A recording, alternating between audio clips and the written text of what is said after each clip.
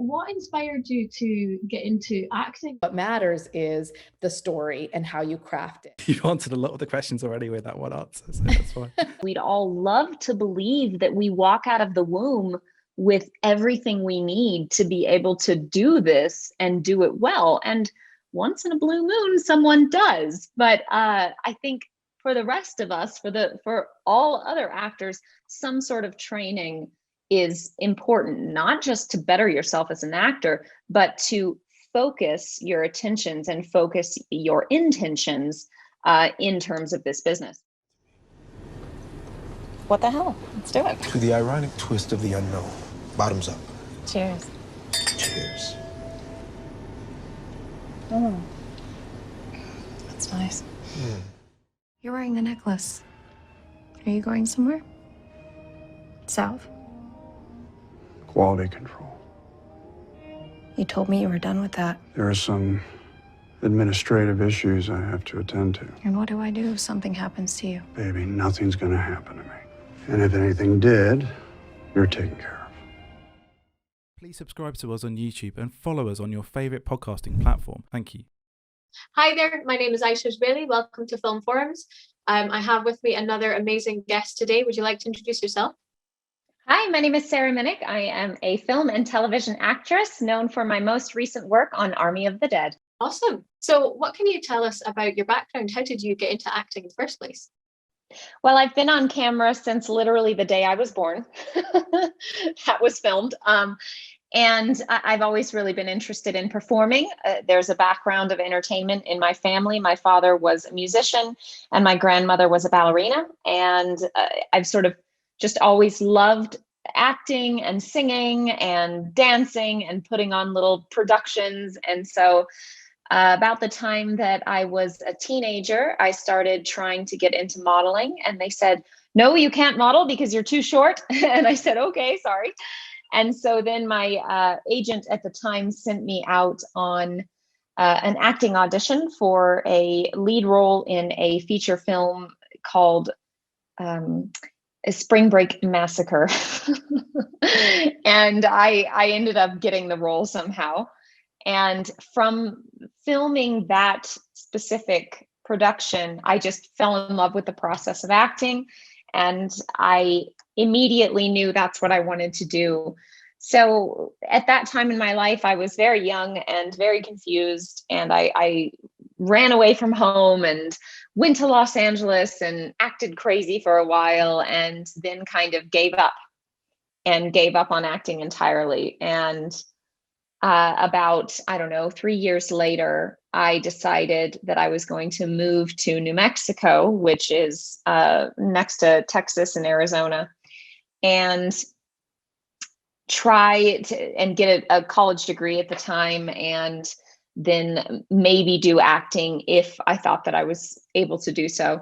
And so finally in 2011, I booked a role on Breaking Bad with Aaron Paul. And that's how I got my SAG card. And from there, I just kept booking these little roles and trying as hard as I could. And eventually it started leading me to bigger roles. And now here I am. Jaden has a D in algebra. He's on academic probation. One more infraction will result in expulsion. Mike. May I call you Mike? You can call me Principal Burr, Mr. Hoyles. You can call me Dr. Hoyles because I have a PhD in whole grain oats and rainbow marshmallows. The cereal goblin flakes, for goodness sakes. Give me some goblin flakes. Yum, yum. Gobble them up, JJ. That's quite a journey. That's really cool. Thank you. And it's obviously, been building up. You've kind of built up momentum and connections along the way. How important would you say the connections are that you made, on those small roles that you were doing? Well, early in my career, the connections were important that I made with agents and casting directors.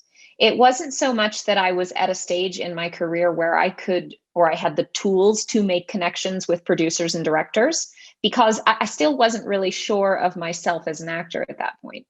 So the way that I made connections is I routinely went into casting directors for auditions in New Mexico and did the best work that I possibly could. And then it became that I was reliable if they wanted someone who was going to bring their A game into the room, they knew they could call me in and that I would do that. And so really the connections at that stage in my career were the decision makers, were with the decision makers. And then as I've come later in my career, as I've gained more experience, now I'm starting to actually make connections with directors because I'm confident enough to know what I can and can't say to a director. I think when you initially go on set as a young actor or an actor who's just starting out, you're really not sure what you can and can't do yet, because it's what if I get in trouble? I don't want to make anybody mad. And it's a process of gaining confidence and getting to a point where you feel like you actually can make those connections. I totally understand. Kind of leading on from that then, what would you say is kind of like the number one thing that you shouldn't do when you're on a set with a director or producer? Well, I guess that depends on what kind of role you have. So if you are a co-star, if you're principal and have a very small role, you are there functionally. You are there to serve a function within the script. You are not there to attempt to give your own feedback on the role. You're not there to tell the production what you think should be different or your interpretation of the character. You're there functionally. Whereas as you get to be a bigger part of the script, if you're one of the leads, there's a little bit more room for expressing your opinion, for doing a little bit of improv once in a while. Early in my career, I'll tell you a funny story. When I booked a role on a show called Longmire, I had 2 episodes on Longmire, and I had a no-name role. I had maybe 1 line, 2 lines. I was playing a prostitute, because if you're a woman in this industry with any sort of looks, you're gonna play a prostitute early in your career. That's just what happens. So I was playing a prostitute on Longmire, and I decided after my 2 episodes were done filming that I was going to write a letter to production and tell them that they should continue my role. And I wrote this letter saying, hi, I have a lot of ideas for the character and I'd love to discuss it. Oh, it's so embarrassing looking back on that time. I was just so ignorant and so young. And I thought the only way that you're going to be able to do anything with your career is if you take risks and you speak up. And I was wrong. I think fortunately what happened in that instance is that the Office production team, they probably saw the email and trashed it, thank God, because you don't want something like that going to producers. And again, this was maybe the 2nd year of my career. And so I was really young and really, really silly. And now I would never do something like that. So it's good to hear those stories though, because this is the kind of thing that people kind of need to know. They need to learn from what you did wrong as much as what you did right, but you can recover from them, obviously. I mean, look at what you're doing now. So can you tell us a little bit about how you got this role, obviously, that you're promoting at the moment? Sure. For Army of the Dead, I received an audition just like normal from my agent, and this was from my New Mexico agent. And so I went in for just a pre-read, a regular first-time audition with the casting director, and I did my business. I did the scene. It was great, no problem. And then maybe a couple weeks later, I heard back that I had a callback in person with the director and the producer and the casting director. And so I went in, and the callbacks were held at a place called Q Studios in Albuquerque, which is a very fancy new studios that Netflix just purchased. And I went in and I walked in the room, and there was this huge table, very large conference table. And there was Zack Snyder, and there was one of the producers, and there was the casting director that was very familiar with my work and has been promoting me literally since 2011. And it was really nice because they opened the callback. Zack Snyder opened the callback just kind of talking to me. And I love those kind of callbacks, because once in a while, when you do a callback with a director, they'll just talk to you. They're not even necessarily asking you to do the read. They just want to talk to you. And one time I did a callback with Jesse Eisenberg, and I remember he said to me in the callback, he goes, we just want to make sure you're not crazy. Not because of me specifically, but I guess that's what they do with actors sometimes. They just want to know, like, okay, who are you? How do you act? How do you communicate? Anyway, so when I was in the callback with Zack Snyder, he just talked to me for a minute, and I'm standing there and just kind of shooting the shit, as you will. And I go, so do you want to see the scene? And he goes, yeah. Let me see the scene. And so I performed the scene for him and did a little bit of buttoning on either side of the scene. And that was that. And he laughed at the end and seemed happy.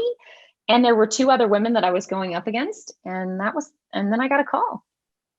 That's amazing. That's so cool. But Thanks. I mean, it makes sense because they want to get your kind of to feel out your energy and see what kind of person you are as well. I think if they're going to spend however long working with you on a set, they kind of need to know that you're going to get along and stuff like that. So that's a really important part of filmmaking and things like that. But I also wanted to ask, because I understand that you studied comms. Was it you studied communications?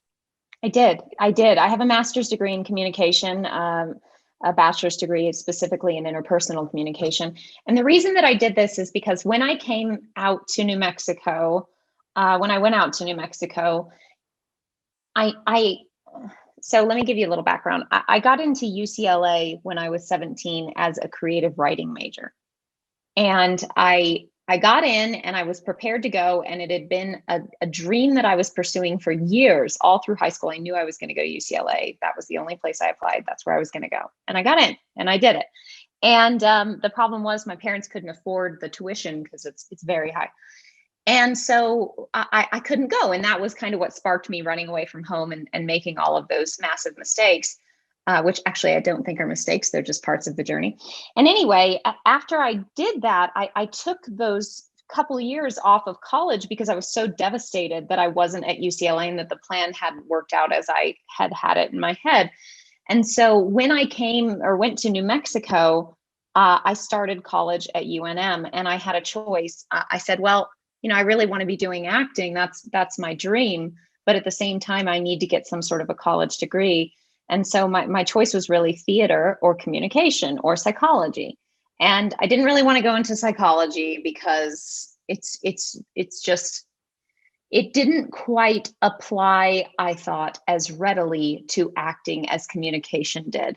And so I ended up signing up for the communication program as opposed to the psychology program. And then the other option was theater. And I didn't really want to do theater because I was much more interested in film and television acting. So yes, to answer your question, I do have a degree in communication, and specifically that was related to the choice of wanting to go into acting.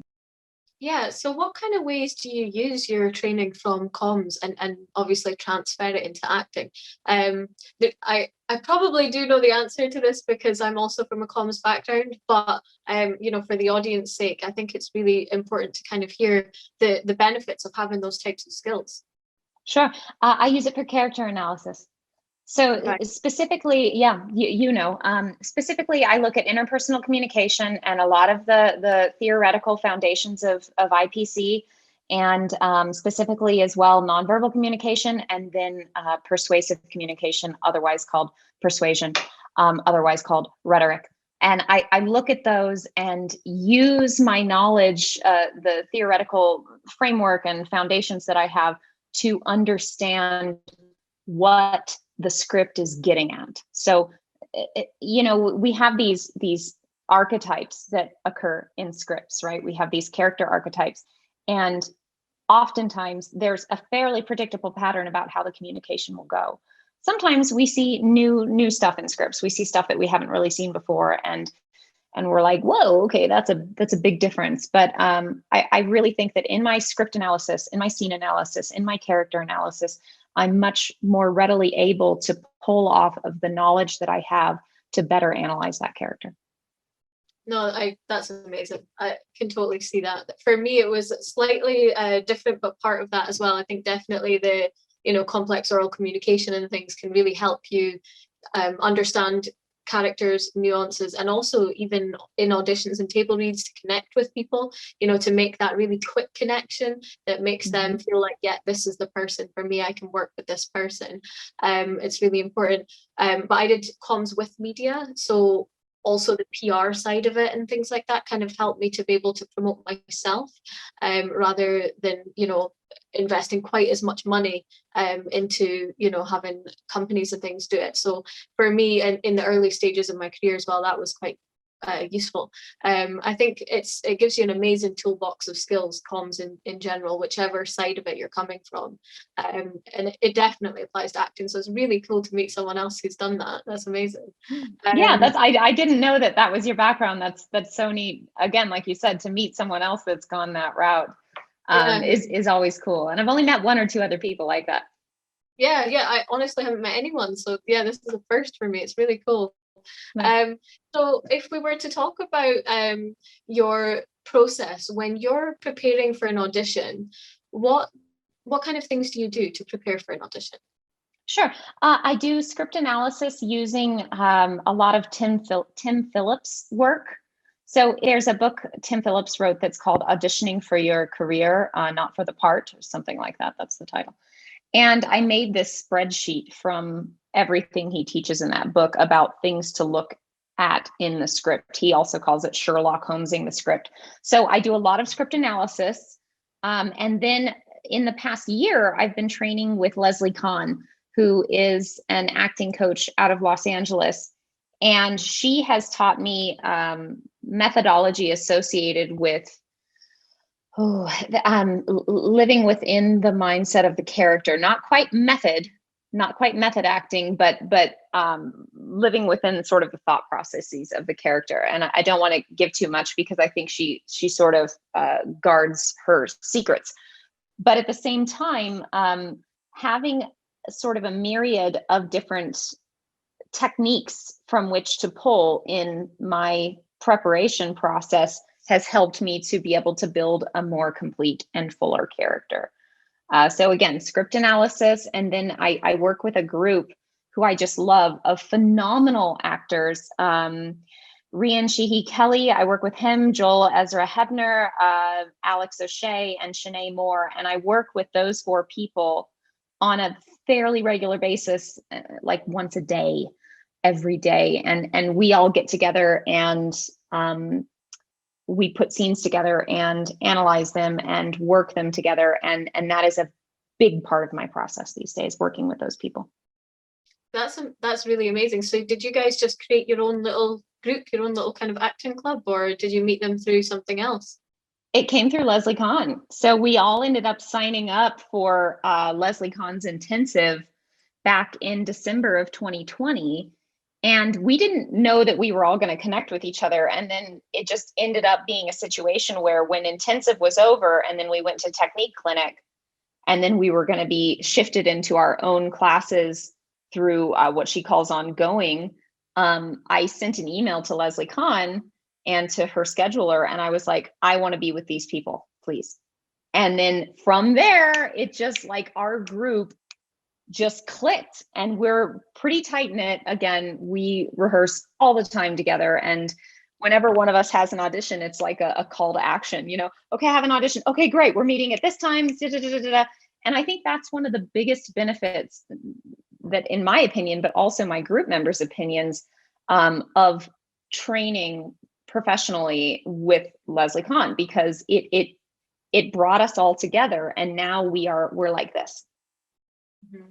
No, I think that's amazing that you've got that kind of support network of, talented people who will also bring you up and encourage you to always be increasing your level, and what you're putting out.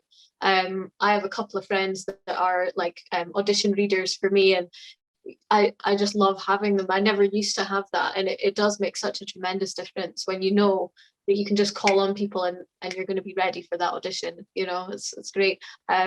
So would you say that is, a really good thing for young actors to do as well? Yes, but I will say this.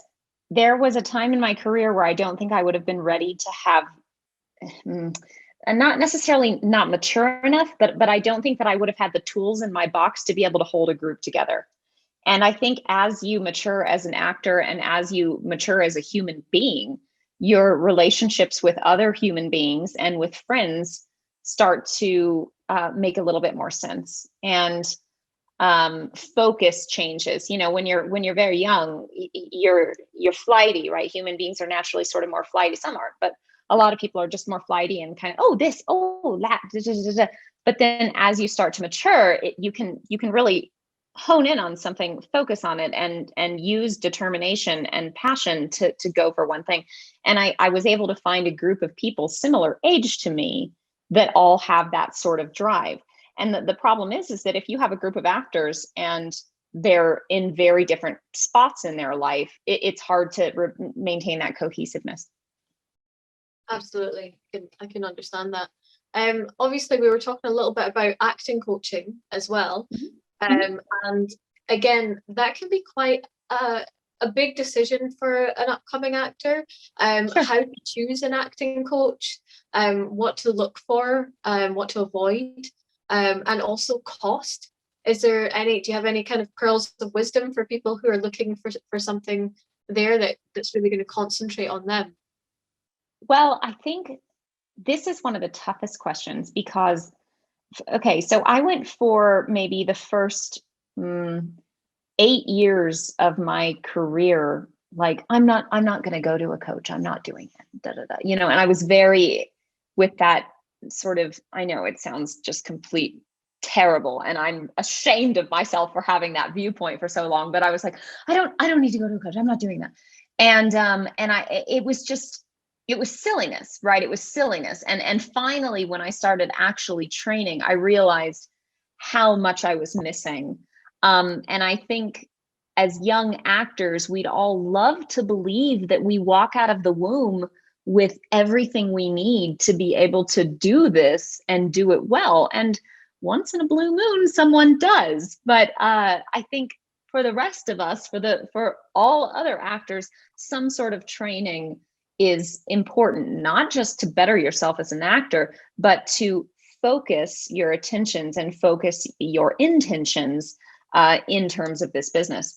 And when I sought out an acting coach, so in New Mexico, I trained with a guy named Bob Jesser, and I trained with him because he had a lot of experience. Now, there's a lot of people in New Mexico offering classes that just don't have experience, and that just doesn't make sense to me.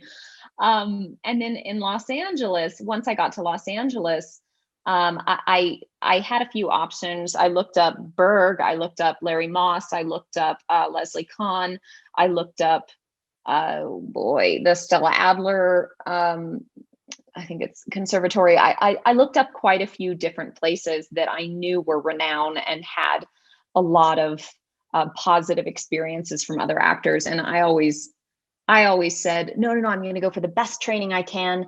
And I'll put it on a credit card if I have to, because I just want to, but I realize a lot of other people are much more money conscious. So I would say if you can find an acting group that you can study with for a couple months, and then switch to another group that you can study with, and then switch to another group that you can study with, I think over time, gaining a myriad of different approaches might be really helpful to people when they're starting out in their career. And then as you get to another level where you maybe have the financial access to be able to work with a coach that's a little bit more expensive, it's not very hard to look up the top rated coaches in Los Angeles or the top rated coaches in New York. And I actually approached Lesly Kahn for 3 or 4 years before starting the study with her. So and when I first approached that particular, we'll call it conservatory, I was so terrified. I went in, she does this sort of introduction session where you have to meet with her and she gives you a scene and you have to do the scene. And from there, she decides if it's going to be appropriate for you to train in which group. And I did this first intro work session, and I was at a place in my life where I was not confident in myself yet. And I was mortified, and I was just like, and I left and I just cried. And I, and I was like, I can't do it. I'm not good enough. I'm not there, And then finally, after a few years of training with someone on a smaller level and learning who I am and being okay with myself as an individual, I was like, and I just went and did it. And now I love it, and I'm right at home. And And again, I can't stress enough that different people work with different coaches in different ways. I have some friends that prefer other types of technique to what Lesly Kahn offers, but that's just what clicked with me. Yeah, I mean, again, I was very similar to yourself. I thought acting coaching, although, yeah, well, that would be a nice idea, it's far too expensive. And I was just thinking, I can't afford that. I don't need that. I'll just, figure it out. Which was really naive and ignorant, because when I went and did a short course with an acting coach in LA, actually, Kat Shea, she's also a director. And within 2 hours, because she recorded us before doing the same script, and she recorded us after the 2 hours, I'm not joking, I went from being absolute garbage to being pretty decent, right? And I was like, oh my gosh, can I have her every day? Like, I want to move to LA, it literally just made me be like, ping, but then some other people in the class, didn't resonate with the training quite as much. They did improve, obviously, a lot, but maybe her style just wasn't quite for them. But I really enjoyed it and really got a lot out of it. And since then, it's made me want to have an acting coach. You know what I mean? So I think there are a lot of benefits, and I would say as well, don't knock something until you've tried it. You know what I mean? Give it a go. See what you get out of it. Try a couple of different people as well, and see what works for you. Some people like, a coach who's really strict, and on top of them. Other people like more of a kind of free flow and relaxed environment. So, yeah, each to their own. But it's exactly. It's cool to hear your experience with that and kind of the different routes that you took. I knew a boy once. He made it his mission in life to make me happy, though I didn't deserve it. He built me a raft. It was made out of old tires, and he called it Westward, to take me away. I often wonder what happened to that raft. One last question. If you were to give any advice to somebody coming up, just like, one pearl of wisdom, what would it be? Have something else. And I don't hesitate, because it's so important. If you don't have something else you can pour creative passion into, it can eat you. Acting can eat you, because there's so much rejection, and there's so much having to hear somebody say, no thanks, or not hear anything at all. And then having to walk forward and give it 100% every single time. And so unless you have something else that you can pour creative passion into, it gets very lonely and very dark very quickly. So I recommend that people also have another creative art. Okay, cool. And leading on from that, just finally, could you tell us, where people are going to be able to see you and what kind of things you have coming out, how people can support your journey as well as an actor? Thank you. Thank you for that. I appreciate it. Most of the time I post on Instagram, and my Instagram handle is sarah.minnich, sarah.minnich. And then I also have a Facebook fan page, I believe, that's under actress Sarah Minnich. And most people follow me on there. And I post pictures from set when I can, when it's allowed. And just sort of what I'm doing in my journey. Otherwise, my other art is sewing. And so I do a lot of sewing and creating of costumes. And so I post all of that there. If folks want to know what's coming out next for me, there is a feature film coming out on Netflix in October called Intrusion, and I have a great role in that. I'm very excited. So if anybody wants to tune into Netflix, I'd love to have your eyes on the film. And I always love to hear people's response and what they thought of what I did. I'm very open to improving my craft, and I love to hear people's thoughts. So bring it on. Thank you so much for agreeing to be on the show, giving us your time and obviously your experience as well. It's invaluable. Of course. Thank you for having me. I appreciate you. Oh, speaking of celebrating, I'm going to go with Tammy tomorrow to get a new dress for the wedding.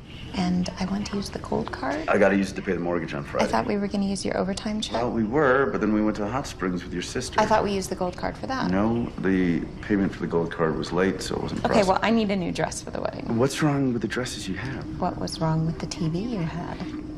This one's got 4K. What the fuck is 4K? It makes Yeah, I'm gonna get a new dress tomorrow. Please subscribe to us on YouTube and follow us on your favourite podcasting platform. Thank you.